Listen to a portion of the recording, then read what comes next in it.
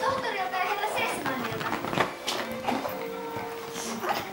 Luonteen, kasvi ja niiden käyttö. Sinä varmaan pidät tästä.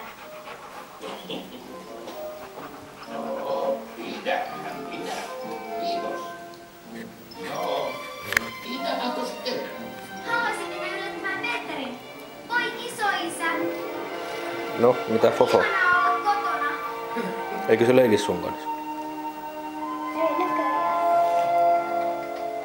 Häntä kertaan päästäkää sillä pois.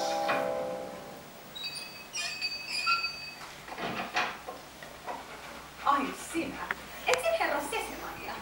Herra Seseman on liikematkalla. Missä ovat rahani? Luulin, että tämä on kunniallinen talo. Jos ette maksa välittömästi, ryhdyn oikeustoimiin. Heidi ei ole enää palveluksessamme. Mitä? Missä hän on? Entä minun rahani? Onneksi se laskenut